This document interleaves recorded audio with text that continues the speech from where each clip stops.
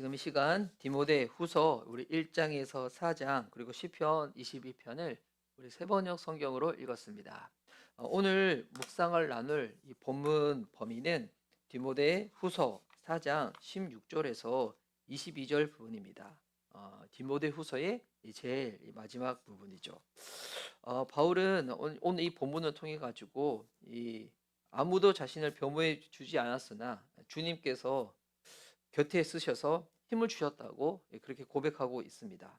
그리고 그분이 자신을 악에서 건지시고 천국으로 이르게 하실 것임을 확신하면서 마지막까지 그의 영적인 아들인 이 디모데에게 하나님의 그 은혜와 주님의 임재가 함께 하기를 축복하는 디모데 후서의 마지막 부분입니다. 사도 바울이 쓴 서신서를 우리 대개 신약 성경에 13권으로 보고 있습니다. 신학자들마다 그에 대해서 의견의 차이가 있기는 있지만 대개는 13권으로 보고 있습니다.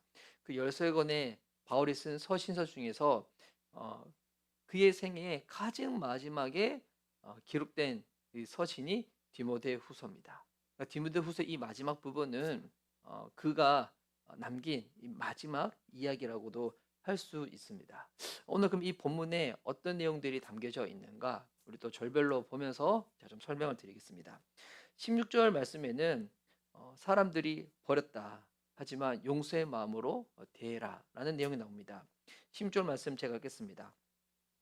내가 처음 나를 변론할 때에 내 편에 서서 나를 도와준 사람은 한 사람도 없습니다. 모두 나를 버리고 떠났습니다. 그러나 그들에게 허물이 돌아가지 않기를 빕니다. 바울은 첫 변론에서 모두가 자신을 떠났음을 말하고 있습니다. 그런데 나를 떠났던 그들에게 허물이 돌아가지 않기를 위해서 기도한다고 합니다. 인간의 실수, 연약함, 이것을 넘어서는 용서하는 마음을 우리가 볼 수 있습니다. 저는 기독교의 정신 중에 정말 중요한 정신 중에 하나가 용서라고 생각합니다. 용서. 정말 신앙이 있는가? 여러분 그 부분이 드러날 때 어, 예수님께서 말씀하시처럼 원수를 사랑하라. 여러분 이게 정말 가당치도 않는 말씀이죠. 우리에게 있어서 예, 내 마음을 힘들게 하고 내 상처와 내 자존심을 조금이라도 그렇게 상하게 한 사람들을 우리가 무시하고 못 본 채 하는 것도 쉽지 않은데 그 사람들을 품고 용서해 주라. 여러분 이것은 하나님의 아들 예수 그리스도만이 하실 수 있는 일이죠. 그래서 그분이 우리를 용서하시기 위해서 십자가에 죽으시고 부활하신 거잖아요. 그런데 우리가 그 예수님을 우리의 삶에 모시고 예수님을 우리의 구주와 주님으로 고백하고 그림을 닮아가고자 할 때 한순간에 완성되지는 않지만 조금씩 조금씩 노력하며 나아갈 때 성령께서 도와주셔서 나를 떠났던 내 마음을 힘들게 했던 사람들을 품고 용서할 수 있는 그런 마음들을 하나님이 허락해 주신다는 겁니다. 근데 저도 목회자지만 이게 참 쉽지가 않아요. 우리 교회에서 왔다가 또 다른 교회로 갈 수 있는 가신 분들도 있잖아요. 근데 그분들 중에서 또 다른 교회 가서 잘 청취하고 신앙생활을 한다는 얘기 들으면 참 감사한데 하지만 그 과정의 시간을 건네는 동안에는 저도 참 못난 인간인지라 참 그것을 스스로 소화하고 이겨내는 게 시간이 참 많이 걸리더군요. 근데 오늘 이 바울은 고백하고 있습니다. 복음 안에서 그들을 품고 용서하는 마음, 또 그렇게 기도한다고. 예, 기도한다고. 맞아요. 직접 얼굴 보고 대화 나누기는 쉽지 않지만 기도는 얼굴을 보는 건 아니니까 어떻게 보면 그게 또 할 수 있는 부분이 아닐까 생각도 해봅니다. 하여튼 바울은 그렇게 나를 버리고 떠났던 사람들에 대해서도 마음을 품고 기도한다고 이렇게 고백하고 있습니다. 그리고 17절 말씀에서 주님이 우리와 동행하시고 그 주님께서 우리에게 힘 주심을 나누고 있는데요. 17절 말씀 제가 읽겠습니다. 주님께서 내 곁에 서셔서 나에게 힘을 주셨습니다. 그것은 나를 통하여 전도의 말씀이 완전히 전파되게 하시고 모든 이방 사람이 그것을 들을 수 있게 하시려는 것입니다. 주께서 곁에 쓰셔서 나에게 힘을 주셨다는 겁니다. 여러분, 주님은 우리에게 힘 주시는 분이십니다. 오늘 하루를 살아갈 수 있도록 힘 주시는 분이십니다. 근데 힘을 주시는 목적이 무엇인가? 이 복음이 온전히 전파되기 위해서 우리에게 힘을 주신다는 것입니다. 그냥 힘을 주시는 것이 아니라 우리의 삶을 통하여 예수님이 드러날 수 있도록, 그리스도의 복음이 전해질 수 있도록 이것을 위해서 힘을 주신다는 겁니다. 하나님께서 오늘도 저와 여러분에게 힘 주시기를 원하십니다. 하루를 믿음 가운데 그렇게 버티며 견디며 인내하며 그렇게 살 수 있도록 주님은 힘 주시기를 원하십니다. 주님이 왜 우리에게 힘 주시기를 원하시는가? 표면적으로 단순히 먹고 사는 문제 때문에 힘 주시는 것이 아니라 이것을 뛰어넘어서서 그렇게 극한의 환경 속에서도 믿음으로 살아내는 우리의 모습을 보며 우리 주변에 있는 동일하게 어렵고 힘든 환경 속에 있는 사람들이 도대체 저분은 어떻게 저럴 수가 있을까라고 할 때 우리 안에 있는 그리스도를 소개할 수 있는 증거할 수 있는 그런 기회를 하나님이 우리에게 허락해 주신다는 것입니다. 여러분 오늘 주님 앞에 기도하십시오. 하나님, 내가 복음을 믿는 믿음으로 살아낼 수 있도록 나에게 힘 주십시오. 이어서 18절 말씀에서 구원의 확신과 영원한 소망에 대해서 나누고 있는데요. 18절 말씀, 주님께서 어, 나를 모든 악한 일에서 건져 내시고 또 구원하셔서 그분의 하늘나라에 들어가게 해 주실 것입니다. 그분께 영광이 영원무궁하도록 있기를 빕니다. 아멘. 주께서 모든 악에서 나를 건져내시고 나를 천국으로 입성케 할 거라는 확신 가운데 하나님께 영광을 돌리고 있습니다. 주님은 우리에게 현재의 삶에도 힘주시고 도움 주시는 분이시지만 동시에 앞날에 영원한 구원도 보장해 주시는 분이십니다. 이것을 우리가 쉽게 구원의 확신이라고 고백을 하잖아요. 구원의 확신. 여러분, 구원의 확신이 있는 것은 너무너무 중요합니다. 여러분, 구원의 확신이 없으면 우리가 오늘 신앙생활 할 때 되게 불안한 정도가 아니죠. 불안한 정도가 아니죠. 완전히 이거는 매일 수밖에 없고, 어, 예. 근데 하나님은 우리에게 구원의 확신을 주시는 겁니다. 그래서 이 구원의 확신을 성경적으로 바르게 갖는 것이 너무너무너무 중요합니다. 어떤 사람들은 구원의 확신을 자기 나름대로의 인식을 가지고 내가 그냥 어렸을 때부터 교회 열심히 다녔으니까 그리고 막 이런 것들로 구원의 확신을 스스로 여기시는 분들이 있어요. 여러분, 구원의 확신은 그 신뢰의 대상을 나의 어떠함에 두는 게 아닙니다. 구원케 하시는 분은 주님이시잖아요. 그분께 우리의 모든 신뢰의 그 대상을 두는 겁니다. 네, 그분이 우리를 구원하신다. 예수 그리스도를 십자가에 내어 놓으신 그 복음의 소식을, 그 은혜를 듣고 믿음으로 말미암아 하나님이 거저 주시는 선물 은혜로 우리를 구원케 하신 거죠. 이걸 진짜 믿는 겁니다. 그런데 이 믿음이 언제 흔들리는가? 우리 사람들은 감정적으로도 그렇고 또 꾸준하지 못하잖아요.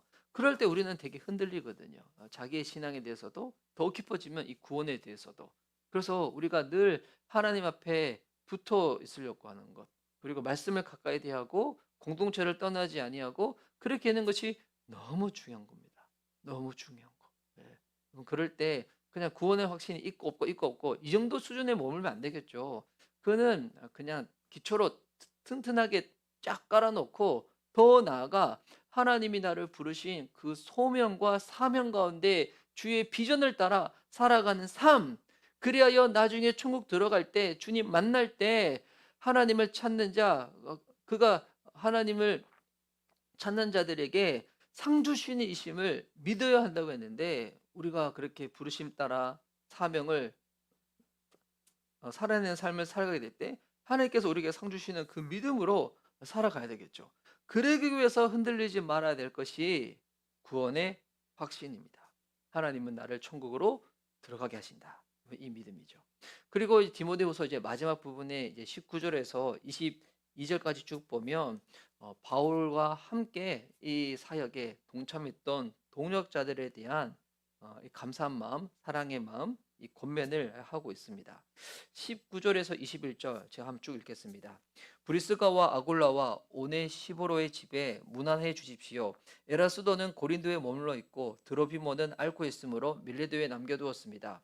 그대는 겨울이 되기 전에 서둘러 오십시오. 우블로와 부대와 리노와 글라우디오와 모든 신도가 그대에게 문안합니다. 자, 지금 여러 인물들의 이름이 쭉 나오죠. 집에도 문안하고 겨울이 오기 전에 디모데 네가 나에게 오라고 부탁도 합니다. 바울이 이 사역을 할 때 여러분 그는 혼자서 하지 않았습니다. 우리는 이 사도 바울의 이 선교 여행을 쭉 보면서 그 한 사람의 유능하고 특별한 사람이 이 모든 것을 했다고 마치 그렇게 오해할 수도 있는데 결코 그렇지 않죠. 사도 바울 옆에는 하나님이 붙여주신 믿음의 동력자들이 있었습니다. 그는 이런 관계에 대한 소중함을 가지고 공동체적으로 하나님 나라가 확장될 수 있도록 복음의 이 사명을 함께 섬겼다는 것입니다. 너무너무너무 귀한 사람들이죠. 너무너무 귀한 사람들. 여러분, 그래서 신앙생활은 결코 혼자 할 수 있는 것도 아니고 하나님께서 우리에게 허락하신 어떠한 사명도 혼자서 할 수 있는 것이 아닙니다. 그래서 우리는 함께 하는 것입니다. 그래서 제자를 세우는 것입니다. 우리 미션 리바이벌 교회도 우리 작은 교회잖아요. 또 개척한 교회고, 그리고 또 이게 한 분 한 분 또 이렇게 우리 신앙생활을 같이 하고 있습니다. 우리가 단순히 예배 드리는 정도로 만족해하는 것이 아니라 우리의 신앙이 자라서 성장해서 이 일이 단순히 이상한 목사님의 일이 아니라 하나님께서 우리 목사님을 통하여 우리 가운데 허락하신 일이다. 이 일을 하는 것은 우리가 하나님의 일을 같이 감당하는 것이다. 라는 믿음으로 함께 섬기며 나아가는 것입니다. 그래서 교회 여러분 어떤 일이든 아니면 하나님께서 우리에게 주어주신 어떤 사명이든 여러분 다 소중하고 다 귀한 것입니다. 여러분 그 부르신 자리에서 그 일을 감당하며 나아갈 때 하나님께서 함께 하심을 우리가 경험할 수도 있고 또한 나 홀로 할 수 없는 거기 때문에 우리가 기도할 때 간구할 때 하나님은 우리에게도 동력자를 붙여 주시는 것입니다. 우리 교회도 그런 제자들이 만들어지고 할렐루야. 또한 우리 교회가 감당해야 될 이 사명을 위해서 하나님이 그런 동력자들을 붙여 주시기를 기도합니다. 마지막 22절에서 바울은 디모데를 향한 이 축복의 메시지를 하며 끝내고 있습니다. 주님께서 그대의 영과 함께 하시기를 빌며 주님의 은혜가 여러분과 함께 있기를 빕니다. 내 마음과 함께 있기를 빈다고. 바울의 마지막 말은 이 그의 영적인 아들인 디모데를 축복하면서 축복하는 그 두 가지 내용은 주님의 임재와 은혜입니다. 네. 주님의 임재, 하나님이 우리와 함께 하시는 것, 하나님의 은혜, 우리의 무엇으로 어떠함으로 되어지는 것이 아니라 하나님께서 행하시고자 하시는 그 일로 인해서 하나님의 그 열심으로 인해서 이루어지는 일 가운데 우리는 믿음으로 동참한다는 것. 네. 이것이 순서가 바뀌면 안 되겠죠. 내가 먼저고 주님이 따라오고 이게 아니라 주님이 먼저 행하시고 그 일 가운데 내가 동참하며 나아가는 것. 이게 은혜겠죠. 여러분 우리 사역자의 그리스도인의 최고의 축복은 하나님의 은혜와 하나님의 함께하심, 임재입니다. 하나님의 임재가 날마다 우리의 삶 가운데 느껴진다면 여러분 우리의 삶은 달라질 수밖에 없을 것입니다. 근데 우리가 이게 참 쉽지가 않잖아요. 바쁜 일상을 살아가는 동안에 하나님을 우리가 의식적으로 생각하지 않고서 하나님이 나와 함께 하신다는 것. 그래서 이거는 훈련이 계속 필요한 거겠죠. 무엇을 할 때도 하나님께 묻고 속으로도 마음속으로도 하나님께 계속 묻고 나가는 것. 그래서 여러분 이것들이 훈련되기 위해서 하나님의 임재를 경험할 수 있는 그 예배 시간이 너무 중요한 겁니다. 우리가 주일날 우리가 예배 드릴 때 정말 중요한 것은 하나님이 나와 우리 공동체와 함께 하신다. 이 임재를 누리는 거죠. 그 가운데 우리가 한 주를 살아가면서 들은 바 말씀 가운데 하나님 제가 이렇게 살겠습니다라고 의지적으로 결단하며 나가는 것이고 그 결단 가운데 공동체적으로 또 우리 영적인 이 지도자인 목사님이 기도도 해주는 것이고 또 공동체에서 함께 섬기며 또 서로 붙잡아주며 나아가는 삶 이런 삶들이 계속 반복되어져서 우리가 주님 또 닮아가고 복음 또 살아내지고 하나님 나라가 확장되어지는 것 가운데 우리의 삶이 쓰임받을 수 있다. 함께 그렇게 이 너무너무 축복된 일인 거죠. 여러분 우리 미션 리바이벌 교회 모든 성도님들의 삶 가운데 이 두 축복이 임했으면 좋겠습니다. 하나님의 임재 하나님의 은혜, 하나님의 임재, 하나님의 은혜.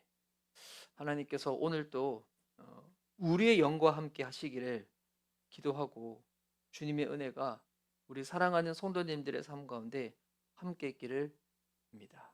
오늘이 11월 28일입니다.